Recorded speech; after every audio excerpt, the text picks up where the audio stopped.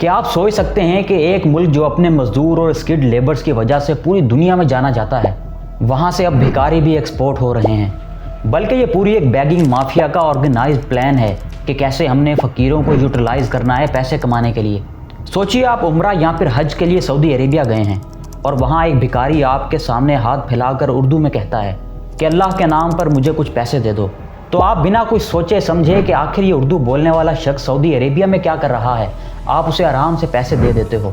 तो मैं आपको बताता चलूँ कि ये सब कुछ एक सिस्टम के जरिए ऑपरेट होता है। पाकिस्तान के अंदर एक नेटवर्क है जो कि गरीब लोगों का फ़ायदा उठाकर उन्हें फ़ॉरेन कंट्रीज़ भेजने का काम करता है। ये लोग वीज़ा और टिकट्स का खर्चा उठाते हैं और फिर बाद में उन्हीं भिखारियों को यूज़ करते हैं पैसा कमाने के लिए। ये सब कुछ illegal visa system, corrupt immigration officers और ट्रैवल एजेंट्स की मदद से किया जाता है। सिचुएशन अब इस हद तक ख़राब हो चुकी है कि लोग खुद को पाकिस्तानी कहते हुए भी अशेम्ड फील कर रहे हैं। करप्शन, इलीगल इमिग्रेंट्स, भत्ताखोरी, स्ट्रीट किलिंग, अपनी पावर का गलत इस्तेमाल, ये सब कुछ कम था कि अब एक बैगिंग माफिया भी आ चुकी है पाकिस्तान में। यहाँ मुझे एक कोट याद आ रहा है कि इंडिया तो चांद पर पहुँच चुका है और हम रोज़ाना कोई नया चांद चढ़ा रहे हैं। तो चलिए आज की इस वीडियो में हम ये जानेंगे कि कैसे ये लोग काम करते हैं, आखिर ये माफिया ऑपरेट कैसे किया जाता है और क्यों मिडिल ईस्ट की कंट्रीज़ हम लोगों से इतना परेशान है कि इन बैगर्स की वजह से आपका और मुझे वीज़ा मिलना भी बहुत मुश्किल हो चुका है। यहाँ आ जाते हैं, थोड़ी भीख मांग लेते हैं। 700-800 रुपये 700-800 रुपये भीख हो गए, 5-6 साल हो गए। एक सुबह में एक पूरा टोला आता है, वो बाकायदा यहाँ पे आगे कायदे आजम की मज़ार के पास उतरते हैं। तकरीबन 8 से 10 लोग होते हैं। तो मेरी आमदनी का जरिया है कि मेरे बच्चों का रिज़्क पूरा हो रहा है कि नहीं। पाकिस्तान में आज गरीबी और अनएम्प्लॉयमेंट इतनी ज़्यादा बढ़ चुकी है कि अक्सर लोग अपनी ज़िंदगी गुजारने के लिए एक्सट्रीम रास्ते इख्तियार करने पर मजबूर हो चुके हैं। एक तरफ तो महंगाई है जो कि आए दिन बढ़ती जा रही है और दूसरी तरफ जॉब्स जो कि ना होने के बराबर हैं। इन हालात में लोग खुद को और अपने घर वालों को जिंदा रखने के लिए भीख मांगने लगते हैं। लेकिन मसला ये नहीं कि लोग परेशान हैं या फिर डेस्परेट हैं। असली मसला तो ये है कि इस परेशानी से और डिप्रेशन से फ़ायदा उठाने के लिए बाकायदा ऑर्गेनाइजेशंस बन चुकी हैं, जिन्हें हम ऑर्गेनाइज्ड बैगिंग माफिया भी कहते हैं। अब ये नेटवर्क एक पूरे स्ट्रक्चर के साथ काम करता है, जैसे कि कॉर्पोरेट कंपनी चलाई जाती है। इसका एक पूरा हिरार्की सिस्टम है जो बहुत केयरफुली ऑपरेट होता है। सबसे पहले इस माफिया के टॉप लेवल पर 2 या 3 लोग होते हैं जो पूरी प्लानिंग करते हैं और इनका काम सिर्फ ऑर्डर्स देना और प्रॉफिट कलेक्ट करना होता है। ये लोग तो कभी भी सामने नहीं आते, लेकिन इनका काम होता है कि लोगों पर नज़र रखना, जो कि इनके टीम मेंबर्स ही होते हैं। फिर इनके नीचे एक मिडिल लेवल टीम होती है जो ग्राउंड पर काम करती है।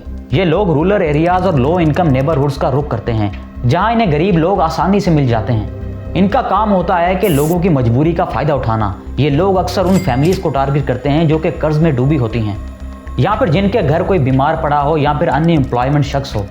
ये उन लोगों को सपने दिखाते हैं कि अगर आप हमारे साथ चलेंगे तो आपकी ज़िंदगी बदल सकती है। फिर जिन लोगों को इनकी बातों पर शक होता है या फिर जिनको इनकी बातें अच्छी नहीं लगती, तो फिर उन्हें धोखा दिया जाता है या धमकाया जाता है। ये माफिया अक्सर लोगों को ब्लैकमेलिंग तक भी करता है, जैसे अगर तुम हमारे साथ काम नहीं करते तो हम तुम्हारे घर वालों को नुकसान पहुंचाएंगे। कभी कभी इमोशनल मैनिपुलेशन भी होती है, जैसे बच्चे भूखे मर रहे हैं और इसके अलावा तो तुम्हारे पास कोई ऑप्शन भी नहीं है। इस तरह की इमोशनल ब्लैकमेलिंग। तो जब ये लोग कन्विंस कर लेते हैं तो इनका अगला स्टेप होता है कि इलीगल वीज़ा और ट्रैवल का अरेंजमेंट करना। ये काम करप्ट इमिग्रेशन ऑफिसर्स और ट्रैवल एजेंट्स की मदद से किया जाता है। ये एजेंट्स उन्हें टूरिस्ट वीज़ा पर मिडिल ईस्ट की कंट्रीज़ भेजते हैं, खास तौर पर सऊदी अरेबिया और यूएई। फिर इनका एक और काम होता है फेक मेडिकल रिपोर्ट्स और डॉक्यूमेंट्स बनाना, ताकि किसी को भी इन पर शक ना हो। फिर जब ये गुर्बत से हमारे लोग फॉरेन कंट्रीज़ में पहुंच जाते हैं तो उन्हें वहाँ एक और टीम हैंडल करती है, जिसे हैंडलर्स भी कहते हैं। इन भिखारियों को स्पेसिफिक एरियाज अलॉट्स किए जाते हैं, जैसे कि मस्जिद के बाहर, मार्केट्स या फिर बिजी स्ट्रीट्स में। हर भिखारी को अलग अलग टारगेट्स दिए जाते हैं कि तुमने एक दिन में इतने पैसे लेकर आने हैं, और अगर ये टारगेट पूरा नहीं होता फिर उसे धमकाया जाता है, इवन कि उसे कई बार पनिशमेंट भी दी जाती है।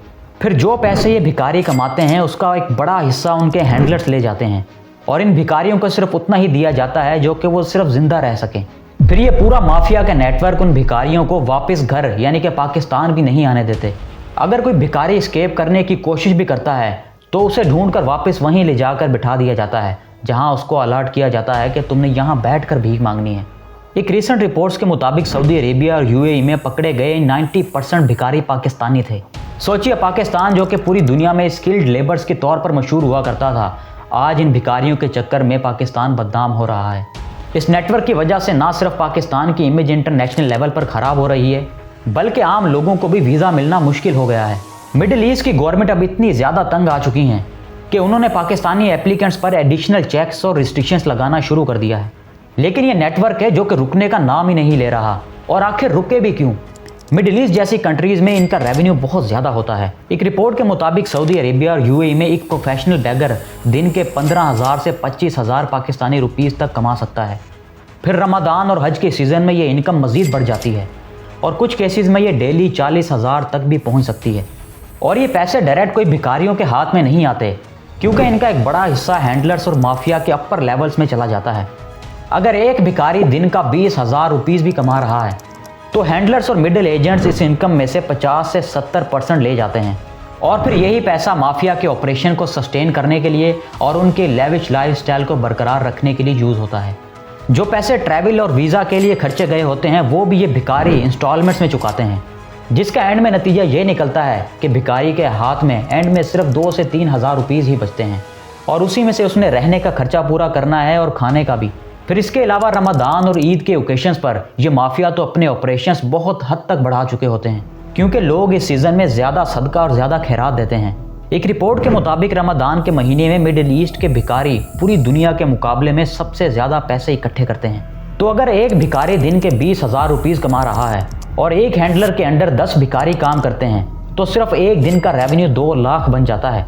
अब अगर एक हैंडलर के अंडर मल्टीपल टीम्स काम कर रही हों तो ये पैसा लाखों और कभी कभी तो करोड़ों तक भी पहुंच जाता है। अब बैगिंग माफिया का यह नेटवर्क सिर्फ सऊदी अरेबिया या फिर यूएई में काम नहीं करता, बल्कि अफ्रीकन और साउथ एशियन कंट्रीज तक भी फैल चुका है। पाकिस्तानी भिखारी Iran, Iraq, Kenya, Malaysia, Indonesia और हत्ता के इथोपिया जैसे मुल्क में भी भीख मांगते हैं। अच्छा, अब इस नेटवर्क का जो कंट्री सिलेक्ट करने का तरीका होता है वो काफ़ी इंटरेस्टिंग है। सबसे पहले तो ये देखते हैं कि उस कंट्री के रहने वाले लोग कितनी खुशदिली से गरीबों को पैसे देते हैं। फिर इसके अलावा ये देखा जाता है कि वहाँ के इमिग्रेशन लॉज कितने वीक हैं। अभी कुछ साल पहले ही इथोपिया में एक अजीब सा मंजर भी देखने को मिला जो कि हम पाकिस्तानियों के लिए शर्म का बाइस है। वहाँ पाकिस्तानी भिखारी एम्बेसी के बाहर भीख मांग रहे थे और ये तस्वीर इंटरनेशनली मीडिया पर भी बहुत चलाई गई। ये लोग इलीगल तरीक़ों से इथोपिया पहुँचे थे और वहाँ इन्हें काम दिलाने के झूठे वादे किए गए थे और जब उन्हें वहाँ पर काम नहीं दिया गया फिर वो भीख मांगने और सदका लेने पर मजबूर हो गए। फिर जब वीज़ा ख़त्म हुआ तो वहाँ की लोकल अथॉरिटीज़ ने उन्हें अरेस्ट करने की धमकी भी दी थी। यही वजह थी कि ये इथोपिया में मौजूद पाकिस्तानी एम्बेसी के दरवाजे पर आ गए। आप ज़रा इमेजिन भी कर सकते हो कि इथोपिया जैसी कंट्री जहाँ का GDP ऑलरेडी इतना कम है, वो खुद एक इकोनॉमिक स्ट्रगल से गुजर रहा है, वहाँ भी पाकिस्तानी भीख मांगते हैं। ये तस्वीर हमें दिखाती है कि हमारे लोग किस हद तक मजबूर हैं। खैर, अब इस नेटवर्क के टारगेट्स में अफ्रीकन कंट्रीज़ भी शामिल होती हैं। अफ्रीकन कंट्रीज़ के लिए इमिग्रेशन लॉज काफ़ी रिलैक्स्ड होते हैं, जो कि इन माफियाज के लिए गोल्डन अपॉर्चुनिटी है। मिडिल ईस्ट के मुकाबले में अफ्रीका में भिखारियों का कंपटीशन भी कम है, इसीलिए ये लोग वहाँ पर शिफ्ट हो रहे हैं। अब इथोपिया जैसे वाक़यात से सिर्फ ये माफिया नहीं बल्कि पूरा पाकिस्तान इसका नुकसान उठा रहा है। हमारी इंटरनेशनल इमेज और पासपोर्ट की वैल्यू इस हद तक गिर चुकी है कि लोग इस पासपोर्ट को देखते ही मुल्क में आने ही नहीं देते। बाहर के लोग हम पर ट्रस्ट नहीं करते और हमें हर जगह एक नेगेटिव लाइट में देखा जाता है। अब आप सोच रहे होंगे कि कैसे इस इलीगल तरीके से लोगों को बाहर भेज दिया जाता है। क्या एयरपोर्ट्स पर चेकिंग नहीं होती इन फेक डॉक्यूमेंट्स की? तो बेसिकली मुल्तान एयरपोर्ट को अक्सर ह्यूमन ट्रैफिकिंग और स्मगलिंग के लिए टारगेट किया जाता है। इसके भी कई रीजंस हैं। पहला तो है यहाँ की लो सिक्योरिटी मॉनिटरिंग। मुल्तान एक रीजनल एयरपोर्ट है जहाँ सिक्योरिटी का सिस्टम कोई बहुत ज़्यादा अच्छा नहीं और ना ही इतना स्ट्रिक्ट है जैसे कि इस्लामाबाद, कराची और लाहौर का। फिर दूसरे नंबर पर है corrupt practices. Local immigration officers और ट्रैवल एजेंसीज का इन्वॉल्वमेंट अक्सर रिपोर्ट होता है। ये लोग पैसे लेकर फेक ट्रैवल डॉक्यूमेंट्स पर लोगों को अलाउ करते हैं। बैगर्स की रियल आइडेंटिटी हाइड करने में भी उनकी मदद की जाती है यहाँ पर। फिर तीसरा है रूट्स एंड डेस्टिनेशन। मुल्तान से सऊदी अरेबिया और यूएई की डायरेक्ट फ्लाइट्स भी काफ़ी हैं, जो कि इन माफियाज के लिए एक आइडियल सिचुएशन है। इस एयरपोर्ट के जरिए ईरान और अफगानिस्तान तक का इलीगल रूट भी इस्तेमाल होता है। तो ये था बैगर माफिया के नेटवर्क का असली चेहरा, जो सिर्फ एक मासूम फकीर के हाथ नहीं पूरे मुल्क की इज्जत को दुनिया के सामने गिरा रहा है। अब सवाल ये है कि हम अपनी जिम्मेदारी समझकर इस माफिया के खिलाफ आवाज़ उठाएंगे या फिर यूं ही अफसोस ही करते रह जाएंगे। ये फैसला सिर्फ आपका है। अगर आप चाहेंगे तो इस वीडियो को शेयर कर हम लोगों तक ये आगाही फैला सकते हैं। और अगर आप पाकिस्तान के पासपोर्ट की रियलिटी को जानना चाहते हैं तो मेरी ये वीडियो ज़रूर देखिएगा। वीडियो अच्छी लगी हो तो इसे लाइक ज़रूर कीजिएगा।